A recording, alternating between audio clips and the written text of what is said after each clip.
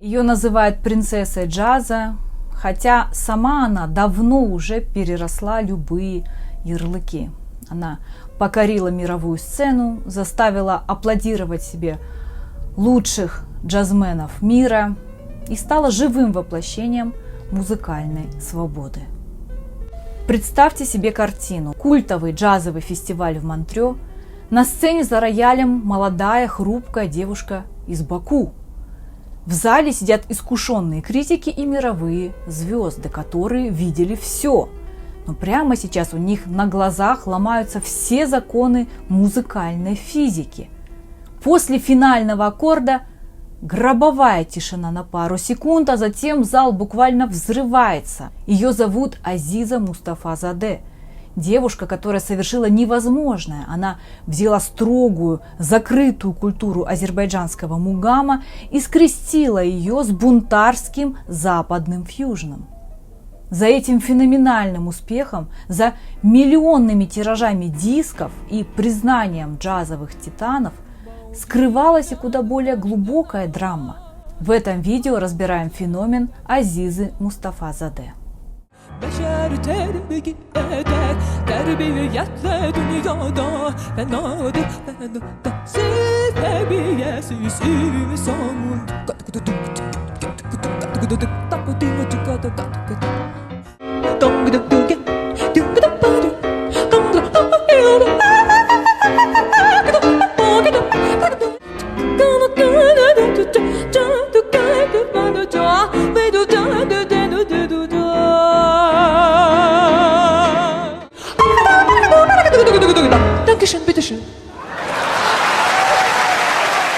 История Азизы – это не столько про успех, сколько про отчаянную борьбу за право быть собой, отдельной музыкальной единицей, вопреки законам индустрии, ожиданиям толпы и поклонников ее отца.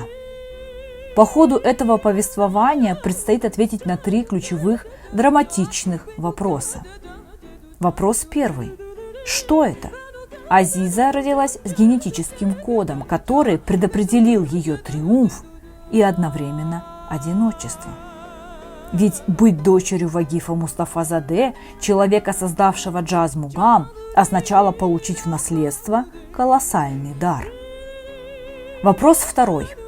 Почему на пике своей мировой славы она вдруг решила изолироваться? На пике карьеры Азиза совершила немыслимый для шоу-бизнеса шаг. Она порвала связи с большими продюсерами и уехала в Германию. Так и превратила свое творчество в закрытый, эксклюзивный клуб для избранных. Что подтолкнуло ее к этому шагу? Ну и третий вопрос. Новое поколение этой музыкальной династии. Годами Азиза выстраивала вокруг себя неприступную крепость, не пуская в свою жизнь и практически не давая интервью. Но сегодня ее главная тайна выходит на сцену вместе с ней.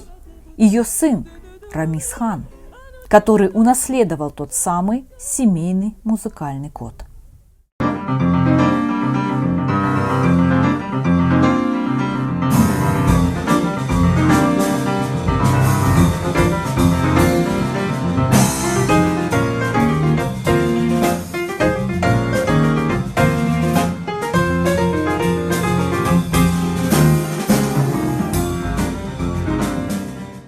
Говорят, что гениальность не передается по наследству, а дети – это всегда бледная тень своих родителей.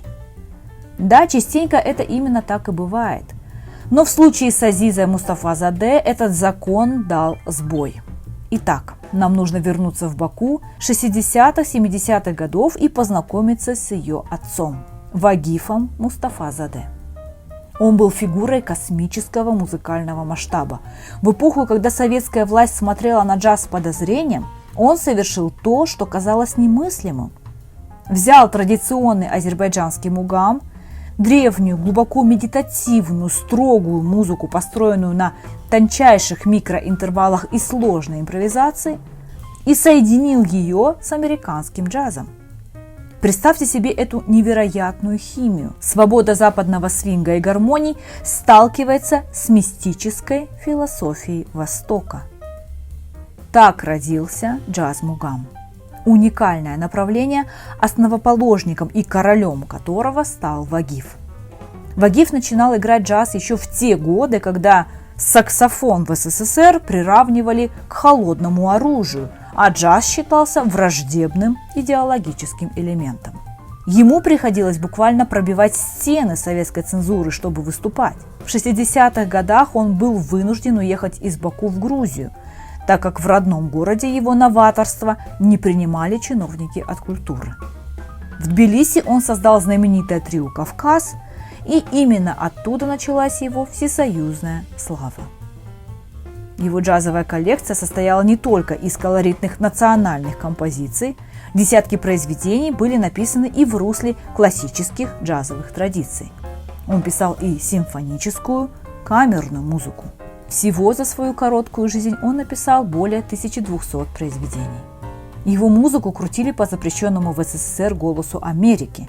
Ведущий Вилс Коновер называл его одним из величайших пианистов мира, что в глазах советских спецслужб делало его подозрительным элементом. Его гением восхищались и легенды мирового масштаба, включая самого Би-Би Кинга.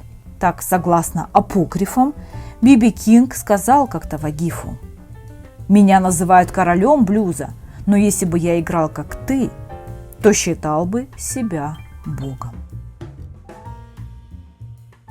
Когда же легенда мирового джаза Дизи Гиллеспи услышал игру Вагифа, он был настолько поражен, что во всеуслышание заявил: «Вагиф Мустафазаде – это пианист будущего». Для советских же чиновников, которые считали Вагифа каким-то там кабацким музыкантом, это стало очередным поводом для проверок. Западный идол признал музыканта, которого на родине пытались задвинуть в тень. Каждая его зарубежная поездка, которых и так было крайне мало, сопровождалась огромным количеством отчетов. В то же самое время знатоки классического мугама обвиняли его в святотатстве. Они считали, что смешивать священные азербайджанские лады с грязным западным джазом недопустимо. Вагиф же шел на эти конфликты сознательно, и долгое время его отказывались принимать в союз композиторов. Музыкальная советская элита того времени считала его музыку низким жанром, недостойным высокой сцены. Таким образом, приходилось сталкиваться и с откровенным снобизмом коллег-академистов. И вот в этой атмосфере в декабре 1969 года родилась Азиза. Родилась единомышленница Вагифа. И первые 10 лет жизни Азизы – это время абсолютного, непрерывного сотворчества под крылом отца. Занятия музыкой сами по себе Азизе не нравились. Некоторое время с ней занимается Рафик Бабаев. Отец не занимался. Маленькая Азиза просто забиралась к нему на колени, ловила движение его рук, впитывала его манеру звукоизвлечения, его энергетику и смелость ломать любые рамки. Так она росла с ощущением, что музыка – это и есть воздух, который помогает жить. Но у судьбы был свой жестокий сценарий. Опять же, из-за советских ограничений Вагиф долго не мог дебютировать именно на мировой джазовой сцене. Только в 1979 году по многочисленным рекомендациям он послал на Всемирный конкурс джазовой музыки в Монако свою композицию «В ожидании Азизы». В этом конкурсе он состязался с джазовыми музыкантами всего мира. Итак, 16 декабря 1979 год. Ташкент. Вагиф Мустафазаде находится на гастролях. Он на пике формы, полон планов, ему всего 39 лет. Сердечный приступ настиг его прямо на сцене. По воспоминаниям, перед этой роковой поездкой в Узбекистан он был крайне подавлен и нервозен. Близкие вспоминали, что он словно прощался и не хотел ехать, как будто чувствуя, что этот концерт станет последним. Спасти Вагифа не удается. Что же по поводу конкурса? Его волнение и старания дали результат. Композиция получила гран-при. Победителю положен был подарок – белый рояль, как символ чистой музыки. несущий в себе мир и любовь к жизни. Но музыкант этого не узнает. Известие о победе Вагифа на конкурсе пришло уже после его похорон. Те последние дни Азиза вспоминала как-то в интервью так, цитирую: «Он был очень эмоциональным, но одновременно и очень собранным, умел концентрироваться.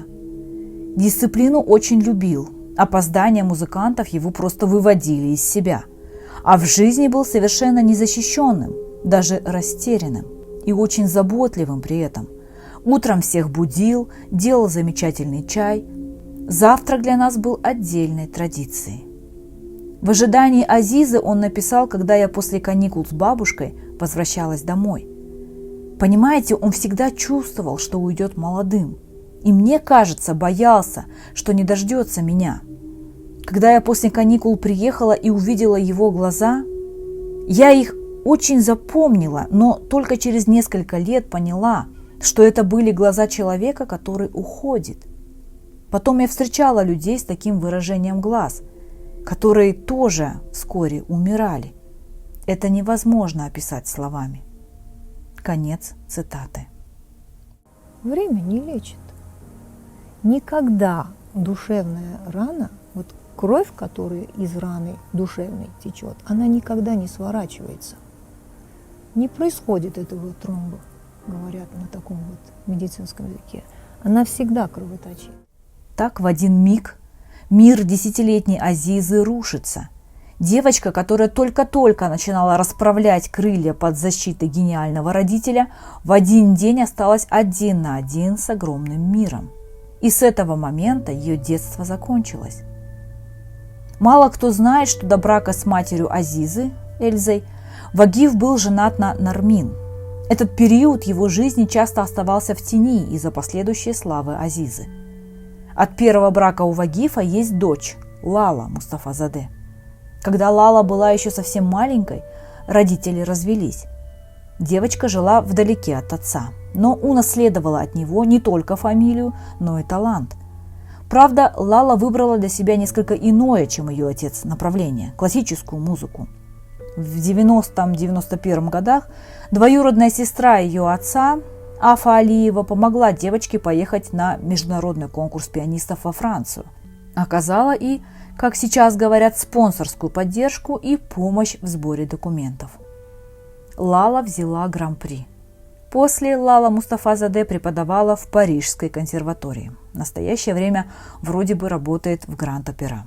Долгое время в прессе существовало негласное соперничество между двумя ветвями семьи Вагифа, которое мы сейчас затрагивать не будем. Итак, на плечи маленькой Азизы легла невероятная, почти неподъемная ответственность перед памятью отца. Общество, критики, коллеги Вагифа – со временем все они так или иначе замерли в ожидании. А сможет ли дочь продолжить его дело? Оправдает ли она эти великие гены? Любая ее ошибка отныне рассматривалась бы под микроскопом, и ее дар, этот музыкальный отцовский код крови, который казался высшим благословением, в один момент обернулся для нее тяжелейшей ношей. Все от нее чего-то ждали. Давление. Ей нужно было либо сломаться под этим давлением, либо доказать, что она не просто дочь Вагифа, а самостоятельная стихия. И Азизе пришлось выбрать путь борьбы. Как доказать всему миру, что ты самостоятельная творческая единица, а не просто бледная копия своего отца? Возможно, в том, что именно Азиза продолжила джазовый путь отца, сыграла роль, что она, в отличие от Лалы, росла рядом с отцом. Азиза имела возможность близко наблюдать все, что происходило в его жизни. Это и определило ее выбор. Она оканчивает среднюю специальную музыкальную школу имени Бюльбюля, поступает в консерваторию и к концу 80-х успевает заявить о себе. Будучи студенткой Бакинской консерватории, она занималась классической музыкой, но приняла решение пойти по стопам отца.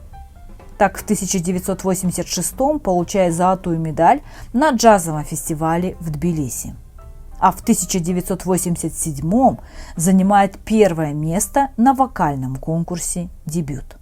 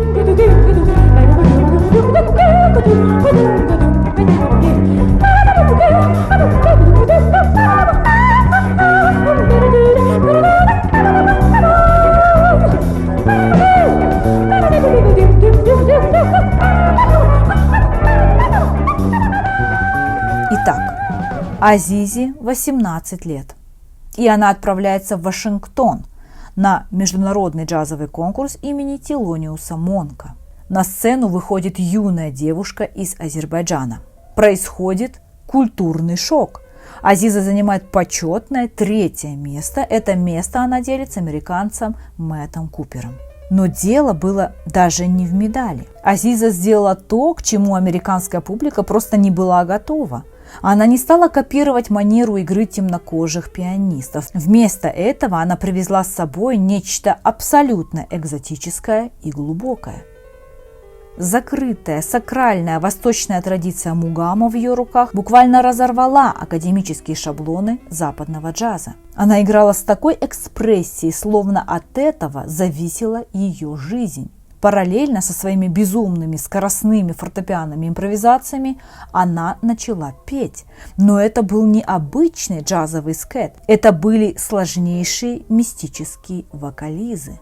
Этот уровень координации и мастерства. Ее правая рука ведет сложнейший пассаж, левая закручивает ломаный джазовый ритм, а голос в этот же самый микросекундный момент выводит тончайшие четвертоновые микроинтервалы азербайджанского мугама. Это было на тот момент чем-то новым, необычным, самобытным. С точки зрения человеческой физиологии и работы мозга делать это одновременно казалось невозможным. Но Азиза это делала непринужденно, с горящими глазами. После конкурса в Вашингтоне за право подписать контракт с молодой пианисткой начинается война между ведущими мировыми лейблами. Победу одерживает Европа, куда Азиза вскоре переезжает. И начинается золотая эпоха ее коммерческого взлета.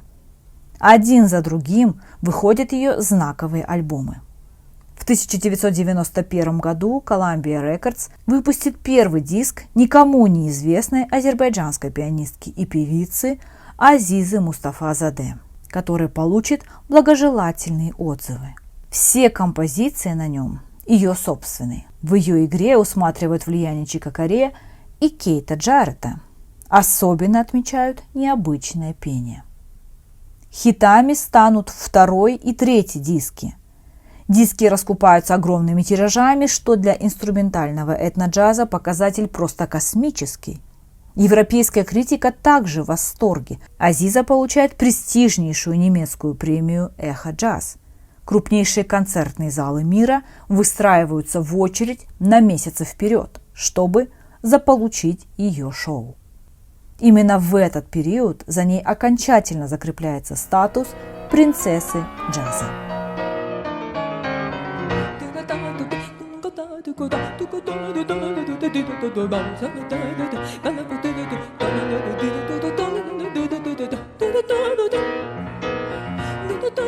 Ее стиль не просто удивлял, он гипнотизировал европейскую и американскую публику. Такая загадочная Шахерезада за роялем. Неудивительно, что вскоре к молодой пианистке из Баку выстроилась очередь познакомиться из абсолютных легенд западного джаза, мечтавших прикоснуться к ее магическому коду. Так если вы откроете ее культовые альбомы, вы увидите имена, от которых у любого ценителя музыки перехватывает дыхание. На бас-гитаре там играет Джон Патитуччи, а за барабанами сидит Дэйв Вейкл, давние соратники Чика Корея и эталоны джаз-фьюжна. Представьте этот уровень. Азизе едва за 20, но она играет с ними на равных. В ее записях и концертах в разное время принимали участие такие исполины, как гитарист Эл Ди Миола, барабанщик Умар Хаким, Билл Эванс, Стэнли Кларк. Такой состав, как вы понимаете, безусловно, и умный продюсерский ход. Эти имена, напечатанные на обложке, конечно, привлекали слушателей. Однако среди всех коллабораций Азизы была одна, которая стоит абсолютно обособленно. Союз, который критики назвали встречей двух космических энергий. Речь идет, конечно же, о Бобби Макферрине.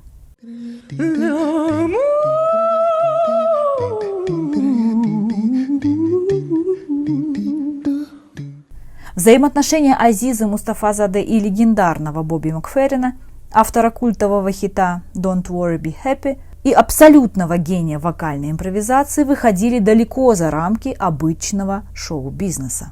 Их сотрудничество началось на крупных европейских джазовых фестивалях. Макферрин, сам являющийся мастером полифонии и способный заменять своим голосом целый оркестр, был потрясен, когда впервые услышал, как играет и поет Азиза.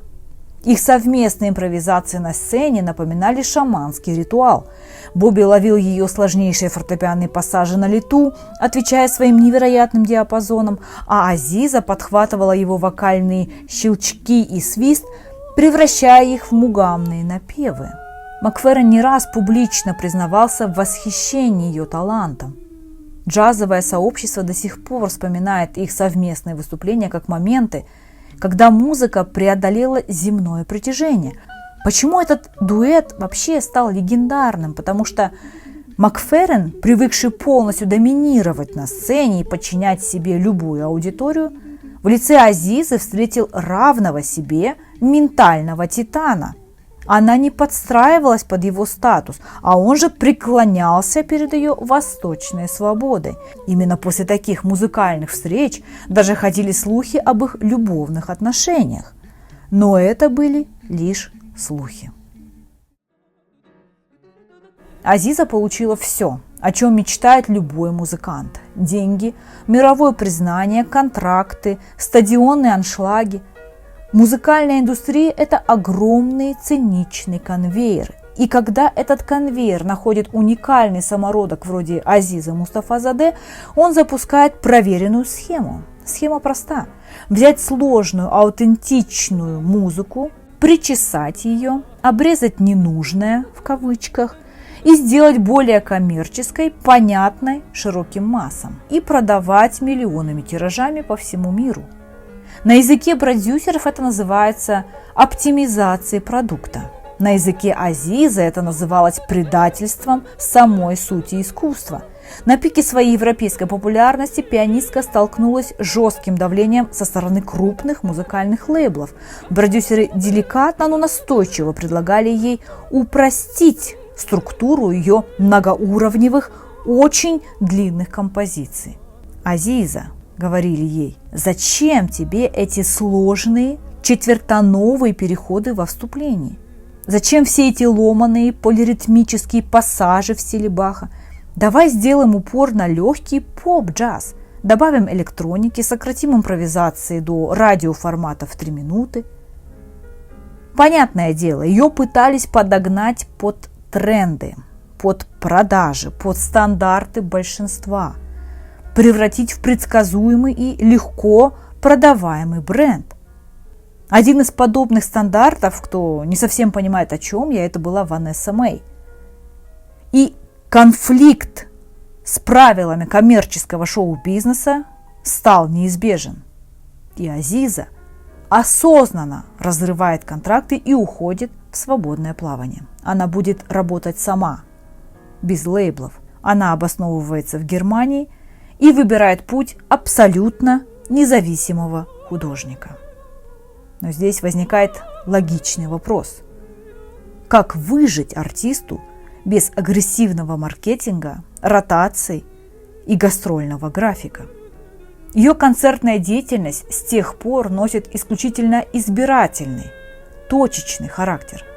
Она не дает концерты ради денег или заполнения графика туров.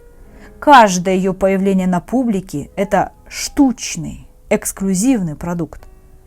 Знаете, этим она мне очень напоминает Шаде. Мне кажется, у них очень похожий подход к своему продукту и стиль концертной и частной жизни. Азиза выступает только там, где ей интересно, и только перед той аудиторией, которая готова слушать ее чистую музыку без всяких компромиссов.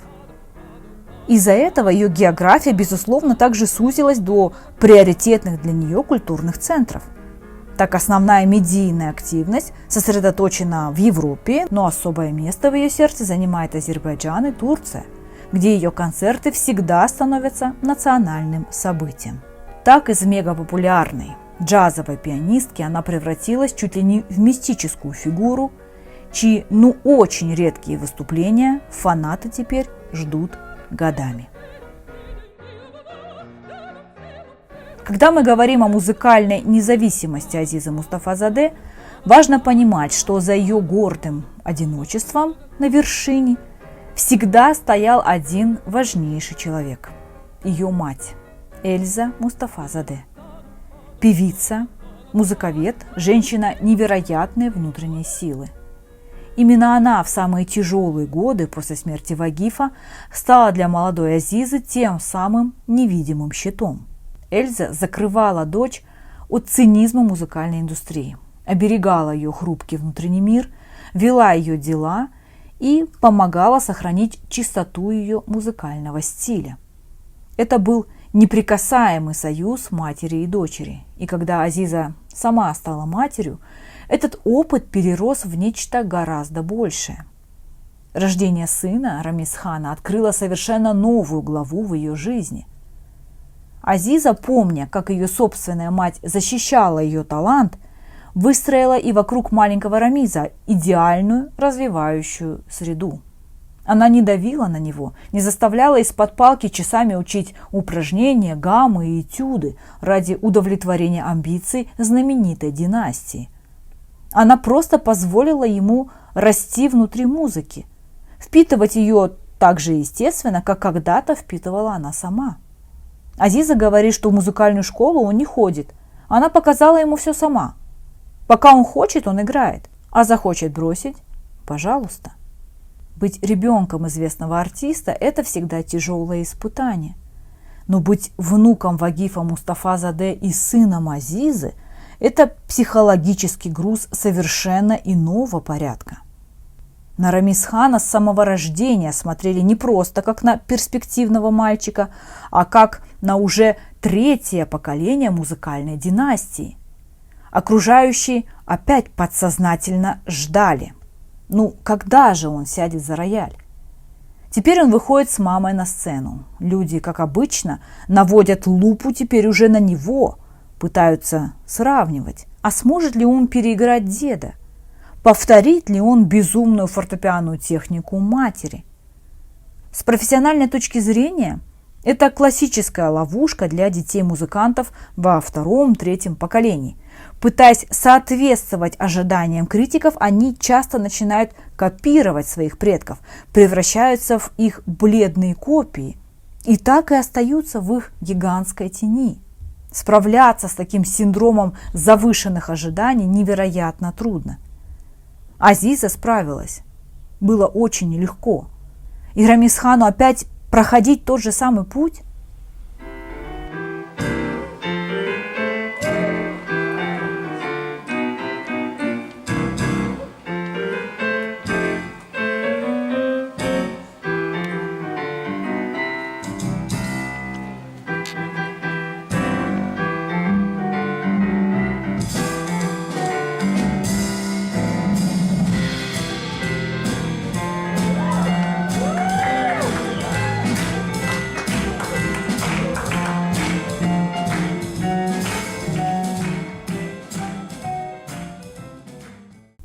Сегодня композиции Азизы – настоящие живые учебники для неакадемических пианистов и вокалистов по всему миру. Молодые музыканты в Токио, Нью-Йорке, Берлине, Баку и в тюркских странах до молекул разбирают ее невероятные пассажи, пытаясь разгадать, как совместить несовместимое.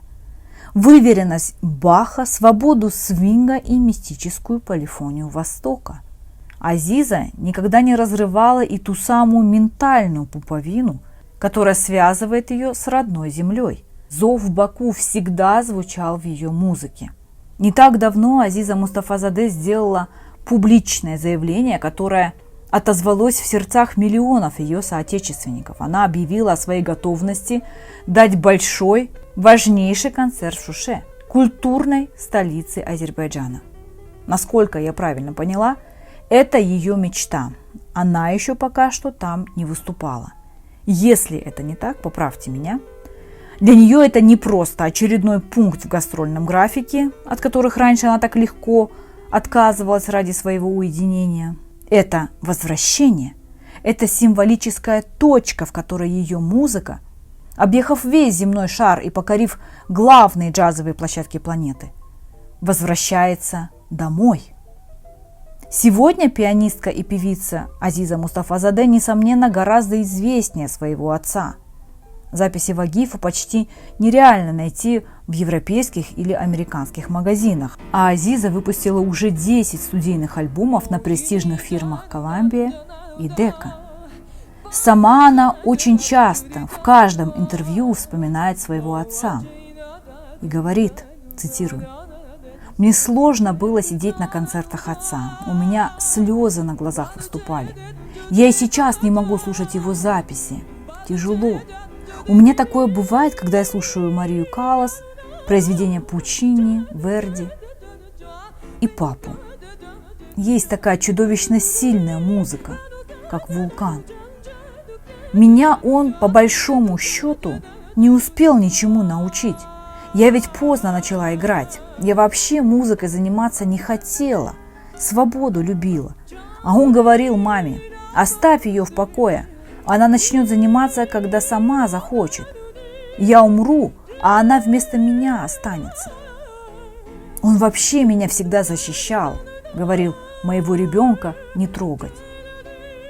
Азиза сохранила пламя, не дала ему угаснуть в тени великого отца и передала его дальше, в будущее.